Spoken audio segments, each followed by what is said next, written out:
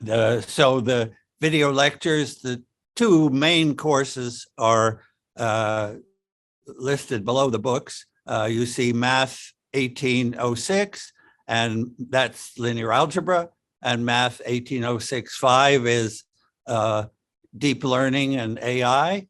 And to see those, you just go to OCW, that's for Open Courseware, ocw.mit.edu/courses, and then you input the course number. So I hope you might enjoy those videos. And then the books, well, the books are published in the US, but the really good news is that the two main books, the linear algebra book and the learning from data book, are also published in India. And you can order them directly from India. So let me go to the next slide to give you that information. So as it says, it's Wellesley Publishers is the company based in Mumbai, and it connects directly with Wellesley Cambridge Press in Boston. So it publishes those first two books, and you see the information about, it really does a good job at publishing. The books are hardcover, they're properly printed, they're properly posted, and they're at Indian prices. So we just wanted to make them available in India. I know that an old book of mine, Linear Algebra and Its Applications, that was the first book almost 50 years ago. That's probably on Amazon, but that's not the book that is used for teaching, and it's not the book that I would recommend. The Introduction to Linear Algebra is the book that's used by thousands of students in the US and in worldwide. So I hope if you just connect to Wellesley Publishers, that's the main point. Okay, now a little bit about AI and deep learning on the next slide. Okay, well, so let me tell you a bit of news. I received from the authors a new paper which describes a code that understands and solves math problems. I'm not sure what this is going to do to our classes, because they tested it on my linear algebra book, and the link to that paper that describes things is in the chat. So it's the link is to arxiv.org, and you just need the number from the chat. And if you input that, the PDF of the paper will pop up. It has many, many authors. I'm the very last author. I'm only there because they used my problems and solved them. So they're the first to achieve that, to be able to understand and solve textbook problems. So I don't know where that's going to take math education, but it had to happen, and it has happened now. So I hope you just follow up that link to see what's going on. I don't know the details of how they've done it. It's open AI code that can understand. They put in all the math problems in the world, and now they can solve them.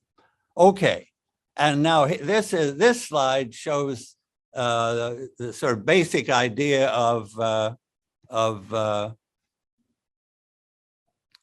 deep learning. So this will go a bit fast, but just to give you an idea of what the process, how it works to a mathematician. So it creates a function, f, capital F, and that function depends on the input data V0, and we have to create the weights in that function. You'll see that the weights are numbers that by which the system processes the input data. A typical problem would be recognize the digit 0, 1, 2, 3 up to 9. So we have 10 possibilities, 10 different numbers. The data is handwritten, thousands of handwritten numbers. So we have thousands of different people writing a 3, and so all that's training data. So we have 1,000 3s, 1,000 4s, or more in the training data, and then from that data, we'll create weights. We'll create numbers in, and you will see how well that slide describes the form of the function. That's the key to deep learning. Is this function starts with a simple function f1 and then a function f2 of f1. It's a chain of functions, a chain of simple piecewise linear functions produces the code that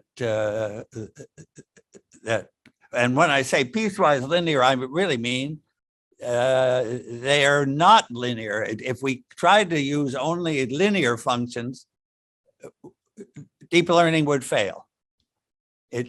We need some nonlinear function in there, and it turns out that we just need to use this one function, ReLU, that everybody has become familiar with. It's the ReLU function is 0 for negative inputs, and it's x. It's the input itself equals the output for when the input is positive. So it has a 0 piece and a 45-degree piece on its graph, piecewise linear.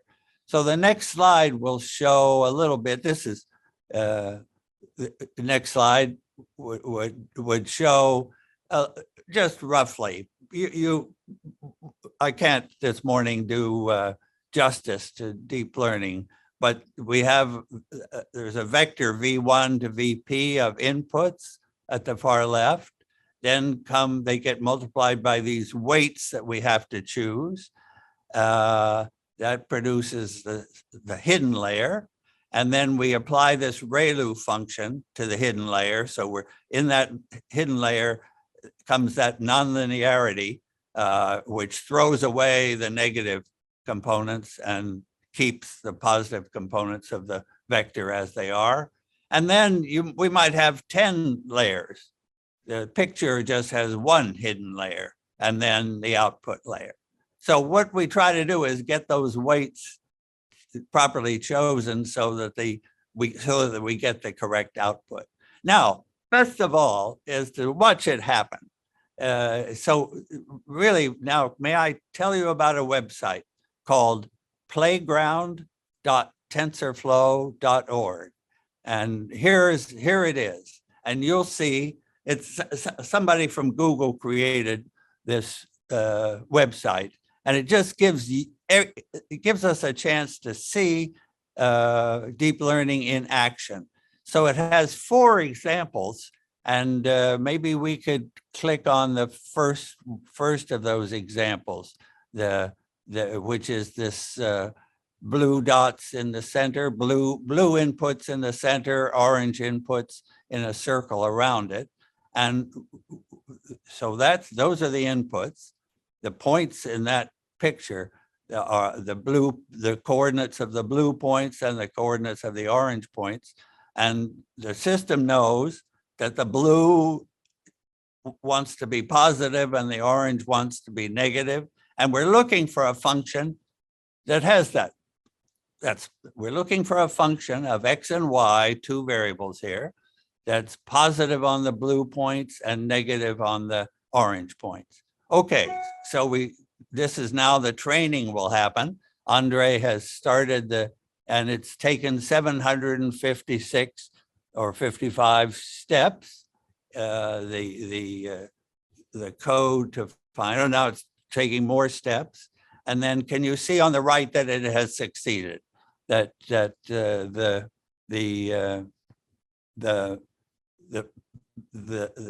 approximate function is giving us the correct picture.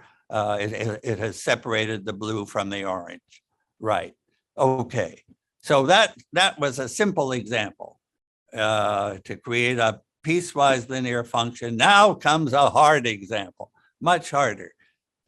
Two interwoven spirals, the blue spiral and the orange spiral, but you'll see it now. Now it will try to separate those, but not very successful. I gave it in the middle of the screen. You're seeing the hidden layers and maybe about 4 components on each layer and 3 or 4 layers. But of course, in reality, it's thousands of layers.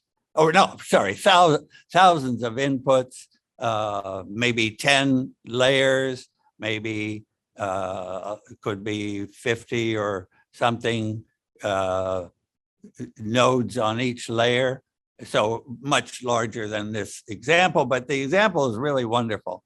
So, and we can create more. We can add this code allows us to add playground, add more layers, and eventually put in enough layers and enough nodes on each layer to successfully capture this more difficult example. Okay, so that's playground.tensorflow.org, which gives you 4 examples to work with. Okay, that's most of my deep learning comments today. So maybe we go to the next slide. Yeah, and to the linear algebra. Okay, good. So Andre, I still have the recording, the message about recording in front of the picture. Andre, could you come in for a minute?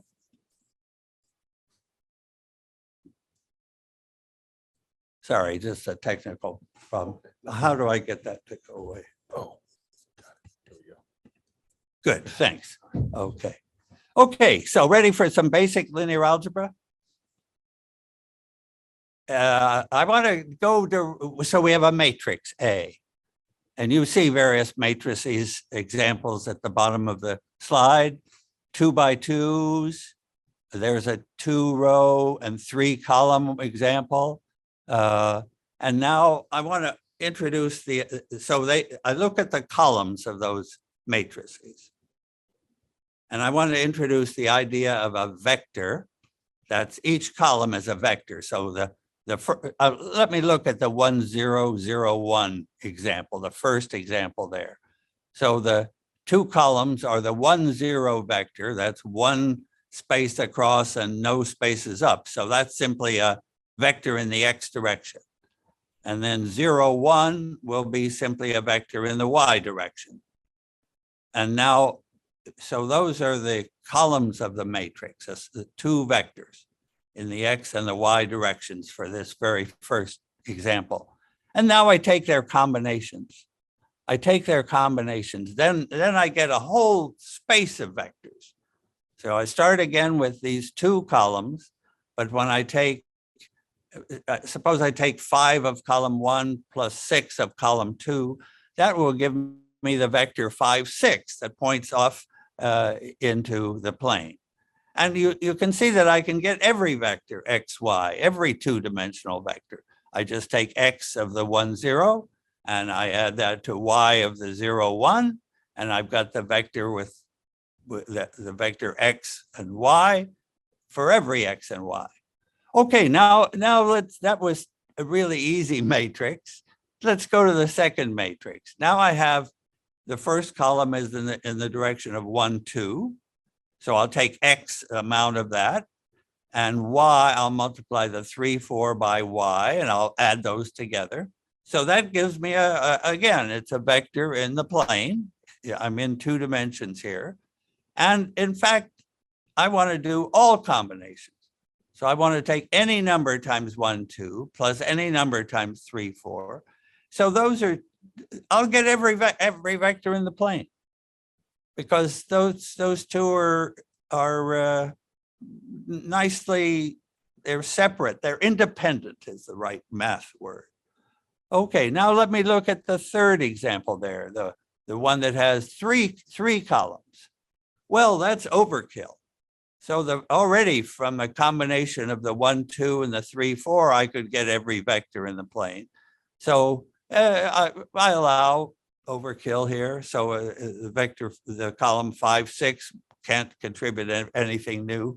So the space, the column space for all those three matrices is the whole XY plane. Now to see the point, go to the next line. Now I have the vector 1, 1, 1, 1. Okay, so if I take a combination of the 1, 1 column and the other 1, 1 column, I'm just staying on that line where all multiples of the vector 1, 1.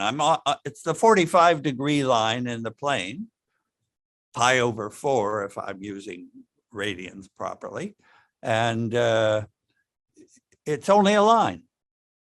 So the column space, those two vectors, 1, 1 and 1, 1, were very dependent, not independent. So when I take their combinations, I'm just staying on the same line. And similarly for 1, 1 and 2, 2, those are both on the line. And then, so that's the line I think of, a line through 0, 0. The 0, 0 will always be on the line. That's a one-dimensional subspace of the plane, which is two-dimensional space.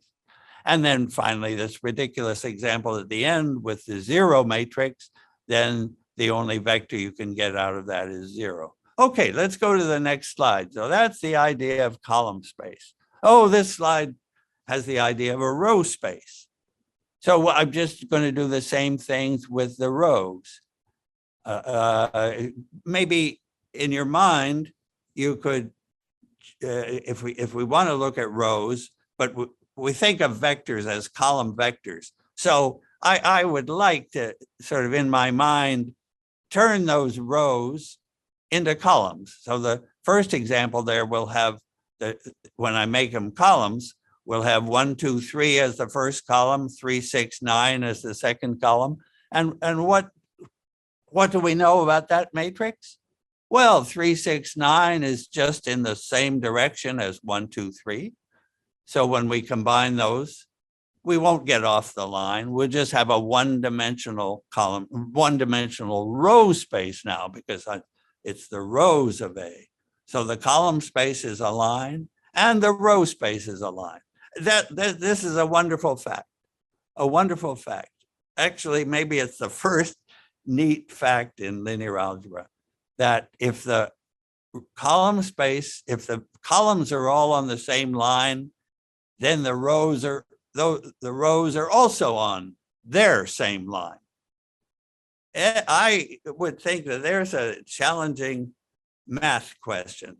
Maybe that neural network that I spoke about at the beginning could solve it, but you should think about that. If all the columns are in the same direction, they're all on a line, then all the rows are in the same row direction. That's a beautiful fact, the first fact of linear algebra. And then actually, if I go down further down this slide, well, let me take the 3 by 3 matrix. So now we're getting serious here. We're getting into 3 dimensions. So do you see the matrix A, which is 1, 1 columns, reading columns, 1, 1, 1, 2, 3, 4. And then if I add those, I get 3, 4, 5. So 3, 4, 5 is nothing new. I only have 2 independent columns here. And that gives me, when I take all their combinations, that gives me a plane. But now let me look at the next example. You see that I would call that triangular matrix, because it's got zeros below the diagonal. You see that example, 1, 0, 0, columns are 1, 0, 0, 2, 4, 0, and 3, 5, 6. So that comes from this triangular matrix. Now those are independent. Those three directions are all different. And if I take all combinations of those, I get the whole three-dimensional space.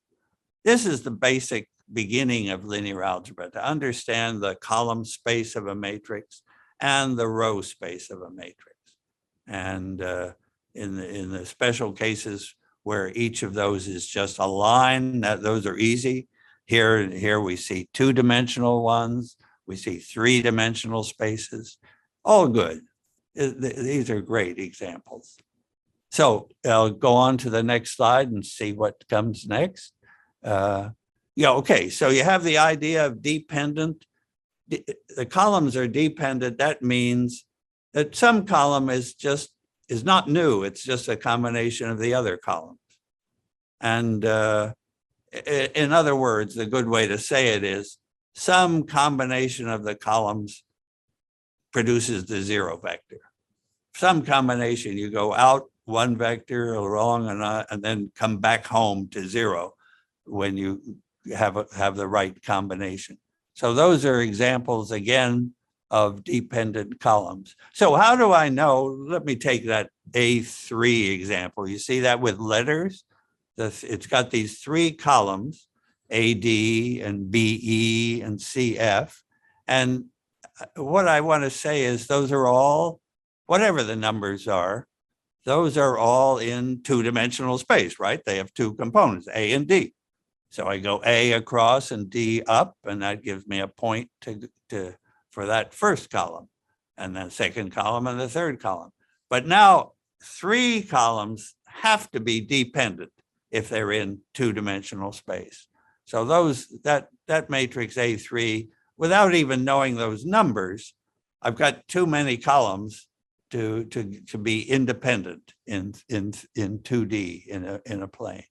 Okay, so the column space for that A3 would be the whole XY plane, and the row space would be two-dimensional space inside 3D. Okay, so that's the idea of dependent and independent columns and column space and row space. Ready for the next slide? Yeah. So okay. So here we have matrices, multiplying matrices. I don't think it's really feasible for me to give you without writing on a blackboard how you multiply matrices. But so what am I speaking about here? This is these slides come from what I call my new start in teaching linear algebra.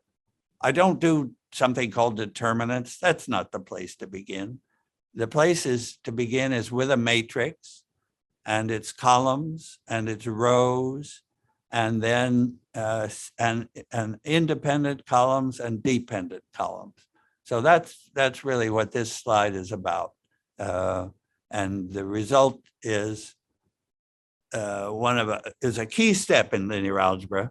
It takes for any matrix A, we can write it as C times R. This business of factoring, I call that factoring a matrix into two simpler matrices.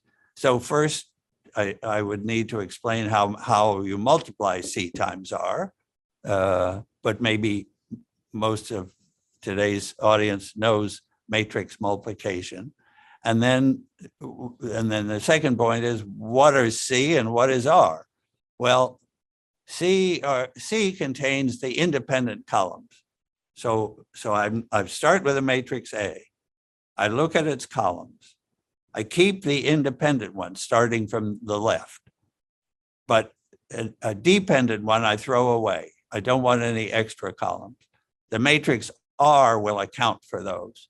So C has the columns that really count, but no extras, no, they're independent.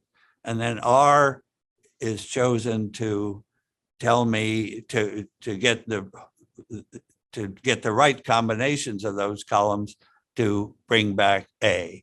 So that's a factorization A equals C times R.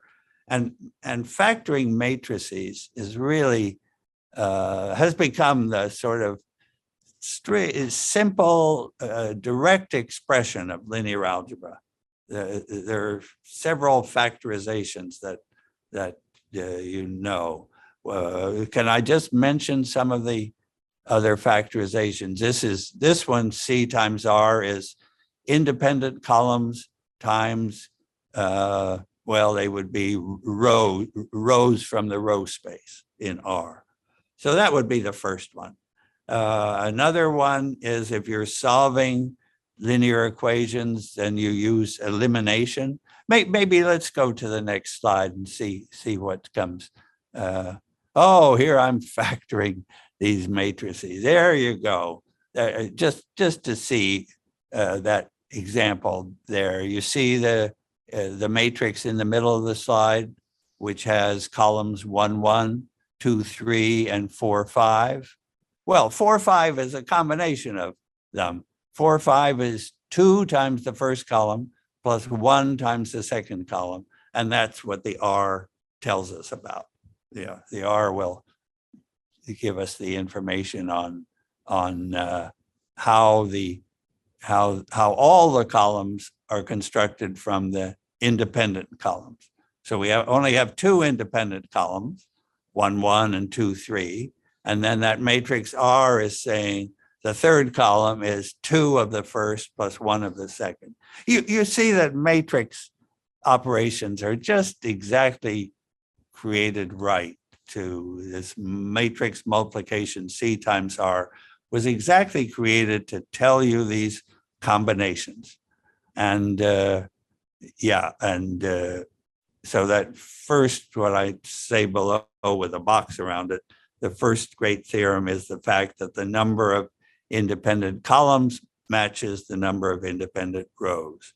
And the homework problem I gave you was to take the case where there's 1 independent column and show that the rows, there's only 1 independent row. Well, do examples. That's how to understand linear algebra. Take a matrix with only 1 independent column and look at it, and you'll see it has only 1 independent row. That's the pleasure in linear algebra, is to see these things happen. Yeah. So, okay, ready for the next slide. Yeah. Okay. Yeah. So this is a systematic way to create C and R. It's called elimination. Invented 3,000 or 4,000 years ago, and then invented again by Gauss, the greatest mathematician who ever lived in Germany. So this is a systematic. This is early in the linear algebra course. You systematically reduce a matrix. You simplify the matrix by starting with A, and then so my first start with this A, just so you have the idea of elimination, I would subtract that first row, 1, 2, 0, 3 times that first row away from the second row. And that will, the 3 times 1, 2 will give me the 3, 6, so it'll cancel that, and I'll be left with 0, 0, 5. And then I do 4 times the first row subtracted from the third row, and I also get 0, 0, 5. And now when I subtract 0, 0, 5 from 0, 0, 5, I get a end with a row of zeros. And that's called the reduced form of the matrix. So, and I can throw away that 0 row. So those are the steps that every matrix code, every code like MATLAB for doing linear algebra has to do this elimination step that starts with an A, simplifies it to get to that matrix R. So that's the R in our product C times R. It's really quite a beautiful part of linear algebra. Quite beautiful. Yeah, yeah. Okay. I'm giving you a chance to see what this is about. So that this is the math that I wanted to explain in this in at the beginning of this talk. That every matrix A can be factored into. So what does the matrix C contain? It contains the independent columns of A, which were in this case, column 2 was not independent of A. 2, 6, 8 is just in the same direction as 1, 3, 4.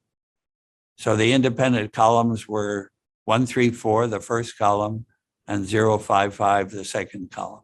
So that's the C. And then the R tells us how to combine those two columns to get all three. Yeah, yeah. It's a good, I think, a good way, an active way to start the problem, start the course. You know, you have linear algebra offers these options. A typical Chinese textbook will start the course with determinants. I don't feel that's the right way. I think this understanding vectors and matrices and matrix multiplication is effective. And this example of producing C times R, yeah, to me that makes sense. And it would be chapter 1 of anything that I write about, and it would become in the first weeks of teaching. Okay, let's see what else is in this talk. The next slide would, oh yeah, here's my favorite picture of linear algebra. My favorite picture of linear algebra. It's got those 4 rectangles represent subspaces. Oh boy. Can you stay with me to understand this? So suppose I have a matrix with 2 rows and 3 columns. Okay, so let me look first at the rows. The left-hand side of this picture looks at the rows of the matrix. So the row space is that top first rectangle. Well, it's a whole plane, really.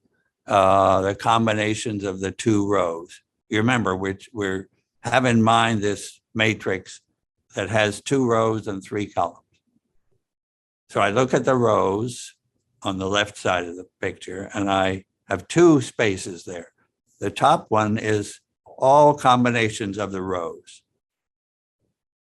But below it come all vectors that are perpendicular to the rows. I want to fill the whole 3-dimensional space with those 2 subspaces. The row space for that matrix will be a plane, and the null space, the perpendicular vector, will be perpendicular to that plane. So I have a plane and the line perpendicular to it, and then when and you see the 2 separate subspaces, and when I put the whole thing together, I get all of 3-dimensional space over on the left. That's the first 2 spaces. Now I'll go to the right side. Now, looking at the columns, those right side is about columns. So if I had 3 columns in the matrix, then that right side would be, which again, oh yeah, the right side, the top picture would be the column space, that combination of the columns. You've got the idea that's a space, that's a plane or a 3D or 10 dimensions. You're allowed to think now into 10 dimensions. So I have a matrix that's maybe 10 by 10 matrix. So it's got 10 columns and it's got 10 rows. And these are pictures of 10-dimensional space. So this is the picture to get to grasp. Not necessarily to grasp it. I wouldn't want you to learn all of linear algebra in 1 hour. That would be, I would take all the fun. But this is a picture to understand.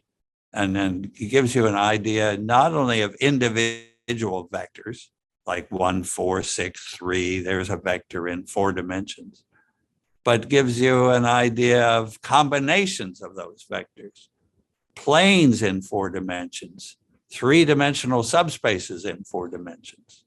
Okay, and the dimension of the space is that number R. The column space and the row space, both of those there are R independent rows, then there are R independent columns. That's the great fact that those top 2 spaces are the same size. Okay, good. So let's go to the next slide. Oh, yeah. Well, I haven't said a lot about equations here. I'm giving you vectors, but not equations. But now the simplest equation is a matrix A times a vector X giving the 0 vector. What does that mean? What does AX equal 0? What's that X, that vector, column vector X? So AX equals 0 says a combination of the columns of A gives the 0 vector. Maybe like 3 of the first column plus 5 of the second column gives the 0 vector. In that case, those columns would be in A in the matrix. The 3 and the 5 would be in the vector X. And the result of taking that combination, 3 of the first plus 5 of the second, would be the 0 vector. So when you combinations that give the 0 vector, though, that's the same as saying A times X equals 0. A times X equals 0 is a combination of columns that gives the 0 vector. And of course, linear algebra finds out about all those, finds those combinations. That's what elimination can do. Yeah. So we're looking for solutions to equations. Yeah, so you're getting really serious movement into linear algebra thought of in matrix language and in subspace language, column space and row space. Yeah, it's the right way. Okay, yeah, the next slide. We'll see what, it's an adventure to see what comes. Oh gosh, now I'm jumping to the end of the course. You've seen the beginning, independent and dependent columns of a matrix. Now you're seeing the very end, something called the singular values and singular vectors. This is one of the beautiful, deeper results from linear algebra. And I'll explain what we're looking for here. Using this matrix 3, 4, 0, 5 as a small example. Okay. So what is the singular value? The SVD, S for singular, V for vectors, D for decomposition, the singular vector decomposition of any matrix. So for those who know about eigenvalues apply to square matrices. But now matrices, we have matrices full of data. And data doesn't come in a square matrix. We might have some medical data. We might have a column for every patient in the hospital. And we might have a row for each disease. And that would tell us which patients have which diseases. Oh, I'm sorry, this is sort of a Yeah. Anyway, that's an example. It's an example in which the number of patients and the number of diseases are different. And every example is in data is typical, is typically rectangular matrix. And we can't do eigenvalues of a rectangular matrix. So whatever eigenvalues and eigenvectors are, they don't work when the matrix is, they really don't always work. Singular values are an extension that does always work. So let me just jump to giving you an idea of what singular vectors and the singular values are about. Okay, so now I'll look at these numbers. So my matrix is 3, 3, 4, 0, 5. And if I take the combination 1 of the first column plus 1 of the second column, I get the column vector, I get the answer 3, 9, right? Column 1 plus column 2 is 3, 9.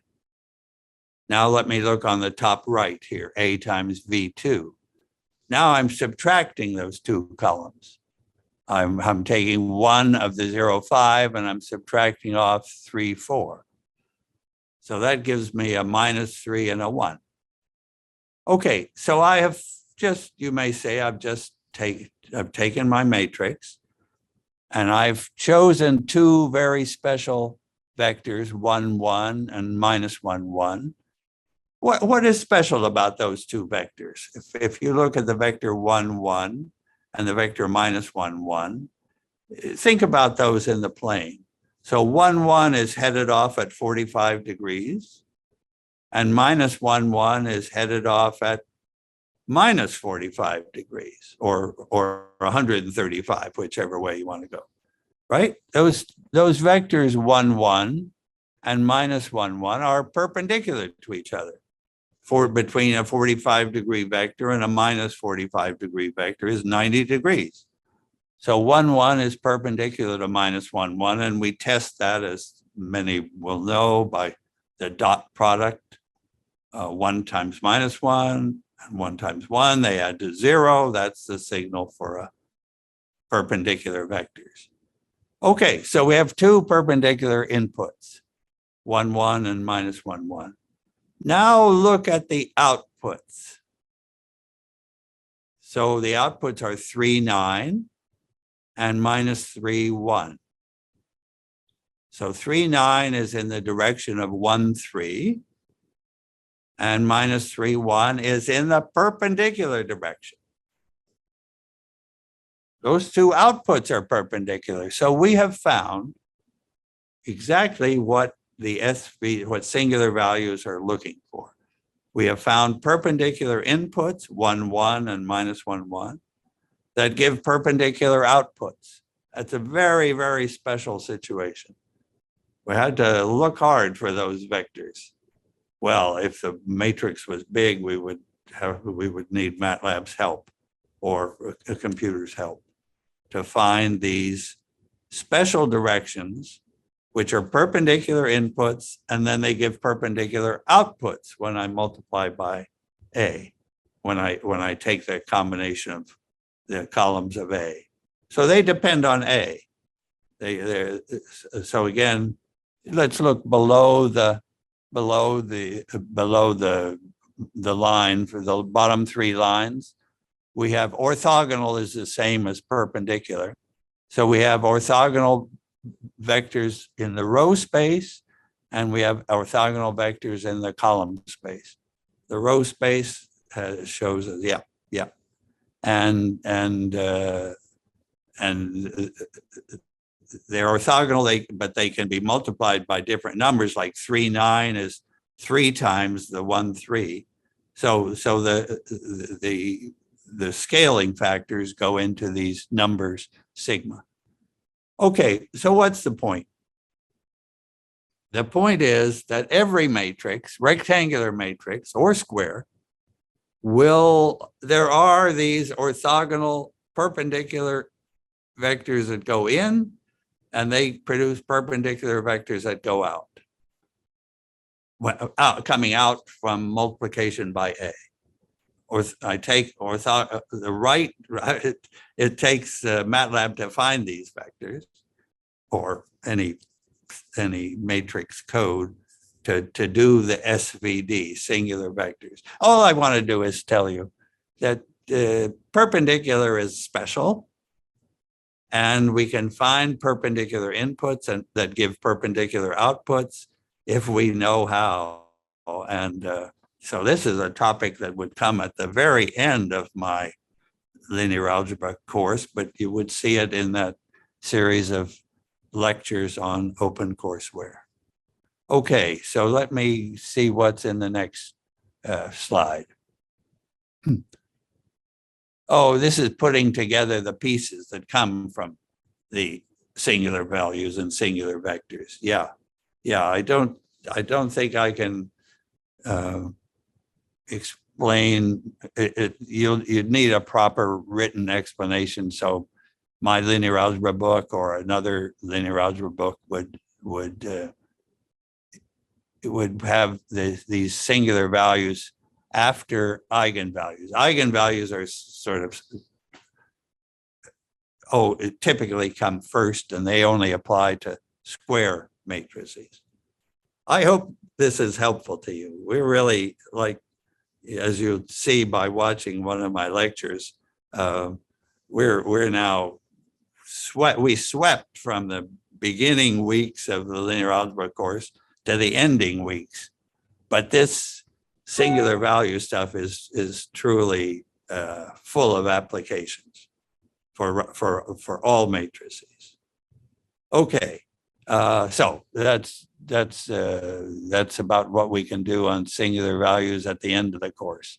And in between come the idea of perpendicular vectors, the dimensions of spaces, and eigenvalues and eigenvectors and determinants. We give determinants a chance, but not at the beginning. Okay, so the next slide after that is this is a picture of this singular value stuff. So that singular values, I said that factoring a matrix into simple matrices is the key to linear algebra. And these singular value decomposition stuff factors every matrix into a rotation times a stretch along the axes. You see that in the middle here, times another rotation. That's really amazing that every matrix can be expressed. This is just the beautiful way to break up any matrix in high dimensions and rectangular, m by n, m rows, n columns. And here it's 2 by 2, so we can have a picture in our plane. So every matrix is a rotation, a stretch, and a rotation. And those three parts are the three factors in the singular values and singular vectors. Good. So that's a taste of what of a especially beautiful part of this subject. All right, let's go on to see what we see next. Next slide. Okay, this is one more wonderful fact about the singular values. And that fact is that if you keep just the biggest ones, the biggest singular values with their singular vectors, you're getting the best. If you keep just the first singular value, the top one, the largest one, then that's the largest one-dimensional approximation to your matrix. Because we have to approximate a giant data matrix. That's our purpose here. We have a matrix of data that might have 10,000 entries. We can't do all the calculations we want to do. We want to simplify it. We want to simplify it to a matrix that only has one independent vector, one independent column, one independent row, and we want to choose the best one. We don't want to just take the first row and first column. We want the best row and the best column to approximate our big matrix. And singular values and singular vectors tell you the best approximation. Good. Okay, that's, again, we've had a taste of linear algebra from the beginning, and now linear algebra high level. Okay, let's go to the next slide. And that, if I want to make a picture of what I've just talked about, you see all those little X's. Those represent where they're in 2 dimensions. Those represent the columns of my matrix. I don't know how many X's I've got there, about 30. But they're typically for data, they cluster in a direction, and the singular values tell you that direction. So the singular values tell you how to find the closest direction for a whole lot of data points. So it's data science, but it's linear algebra. Okay, next slide, finally. The next slide. Have we got the next slide? Oh, no, well, no. So let's go back. Let's go back if we can. Yeah, I'm sorry, I see that that's the last slide. So let's go back to the earliest slide, maybe the slide with the way back to slides 2 and 3 for the very end. That big picture we'll see again. Yeah, okay.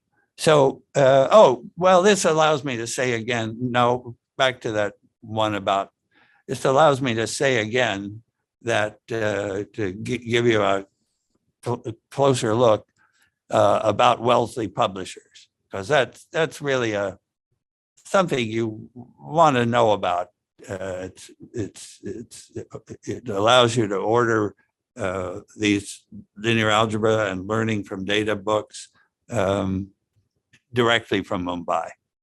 And you see at the bottom is a link to the instructions. Yeah, so that's again, Wellesley Publishers. I'm just sort of pleased to be able to know that you could get the books directly within India and not through Amazon. Yeah. Okay. I think that's everything.